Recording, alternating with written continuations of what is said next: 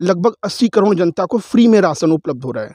ठीक है, फ्री में मनरेगा की योजनाएं चल रही हैं, मुद्रा लोन चल रहा है, श्रम कार्ड है, बीपीएल को मिल रहा है, बच्चों को एजुकेशन मिल रहा है और 5 लाख का आयुष्मान भारत आयुष्मान योजना लोगों को मिल रहा है।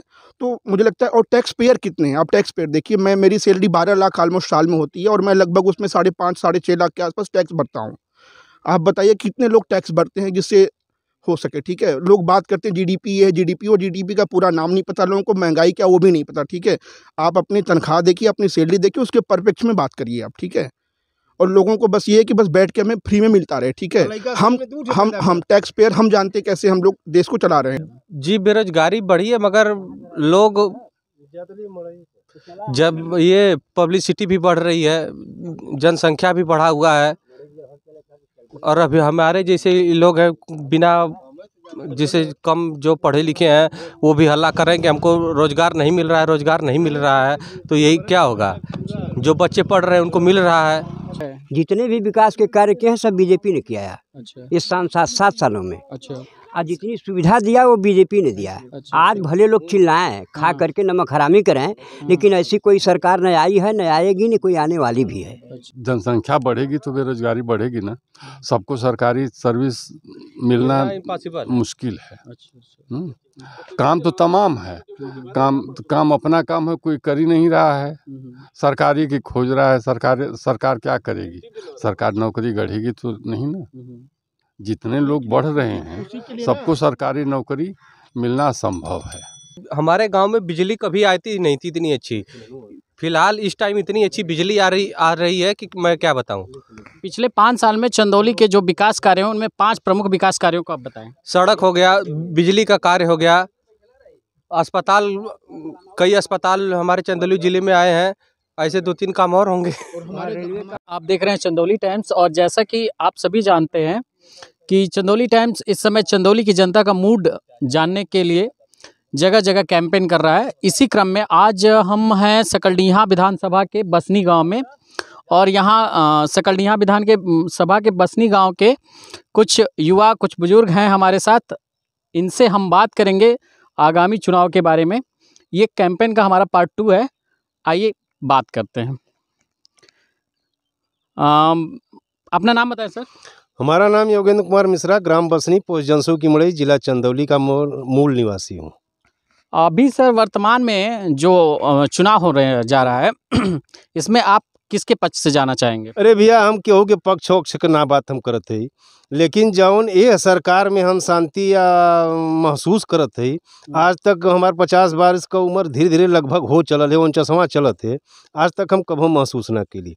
आ जौन सुख सुविधा चाहिए आदमी के, जितना मनरेगा से लगाई, सरकार के कार्य से लगाई, बिजली, पानी, सड़क, कौनो ऐसा योजना तो ऐसा ना है कि जौन की जनता के लाभ ना हो।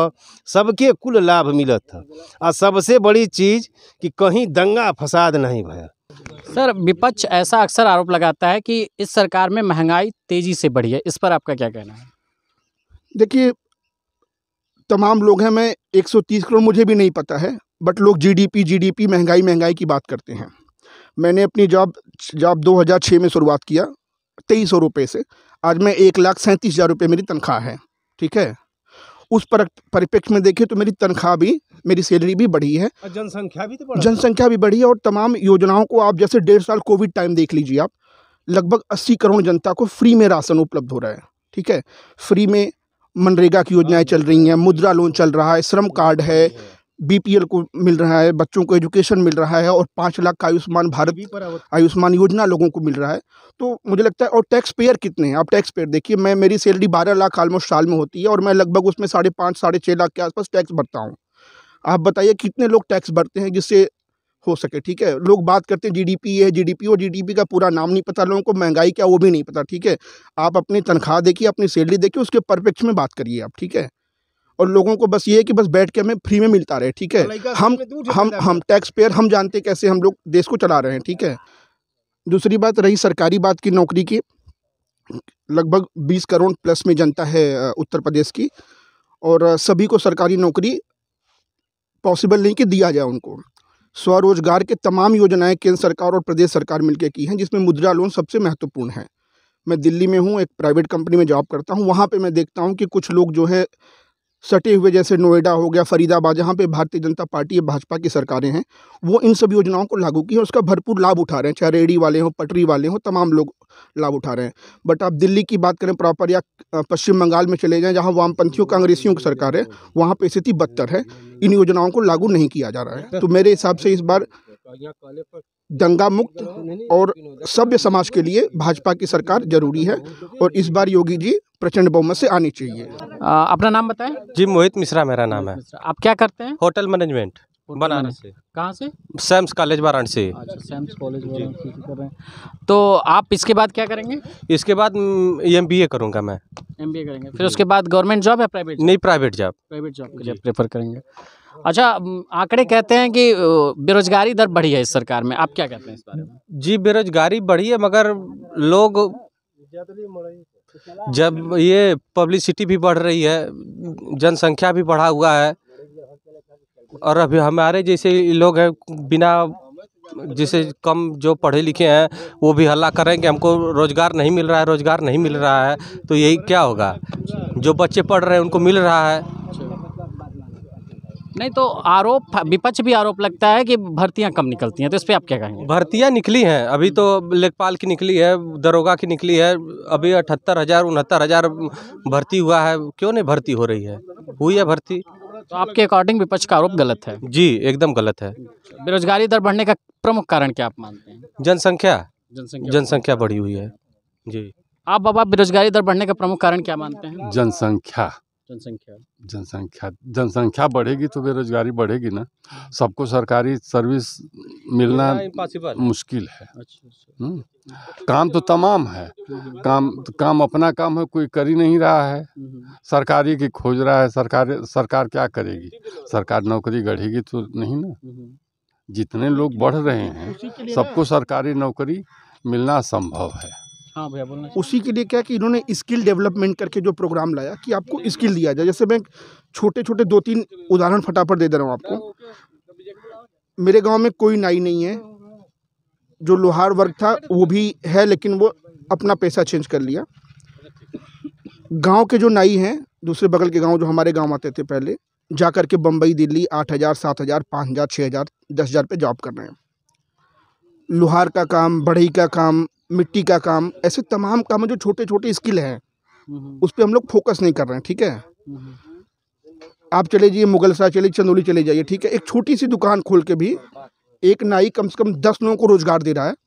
ठीक है, और वो कभी दुखी नहीं है। वो 10 लोगों का परिवार, 10 लोगों को रोजगार, और कम से कम 50 लोगों को, एक ऑन एन एवरेज एक फैमिली में 5 लोगों को हम लोग माने तो 50 लोगों की रोजी रोटी। आज तक चंदौली में कभी विकास नहीं हुआ। जितनी सड़क बनी है, बिजली प्रॉपर, हमारे गांव में बिजली कभी आती नहीं थी इतनी अच्छी।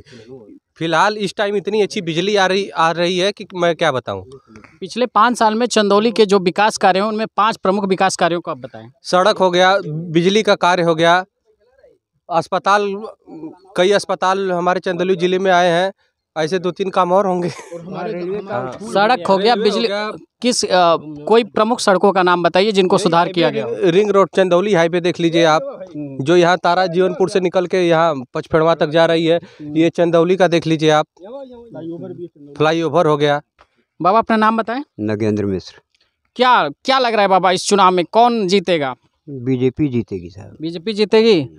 क्या बाबा, किस तरह से? विकास कार्यों पे या कुछ? हाँ, उसके विकास कार्यों से, उसके प्रचार प्रसार से, क्या वो जितना मदद कर रही है जनता की, उसी के बल पर जीतेगी। अच्छा हाँ, स्थानीय इनका प्रमुख मुद्दा विकास कार्य रहेगा। बिल्कुल रहेगा, है भी, रहेगा क्या है। अच्छा है, जितने भी विकास के कार्य किए हैं सब बीजेपी ने किया है। अच्छा, इस 7 सालों में। अच्छा, आज जितनी सुविधा दिया वो बीजेपी ने दिया है। अच्छा, आज भले लोग चिल्लाएं, खा करके नमक हरामी करें, लेकिन ऐसी कोई सरकार न आई है, न आएगी, न कोई आने वाली भी है। अच्छा। हाँ, तो आपके हिसाब से दोबारा योगी जी आएंगे? बिल्कुल आएंगे साहब। अच्छा, कोई एक कार्य बताइए बाबा जो कि चंदौली में आप बीजेपी सरकार में ना हुआ हो और आप चाहते हो कि हमारे ज़िले में एक चीज़ रहे और हमारे ज़िले में थोड़ा सा पिछड़े का दाग है, तो ऐसा कोई कार्य बताइए जो आप चाहते हो कि चंदौली ज़िला में ये हो जाता हमारे जीते जी। ऐसा है साहब कि देखिए, चंदौली ज़िला में जो यहाँ का नाम नहीं था, कमलापति त्रिपाठी के बाद लोग जानते नहीं थे, तो इन्होंने इतना काम किया है कि कोई काम बाकी भी नहीं है। अस्पताल है कमलापति,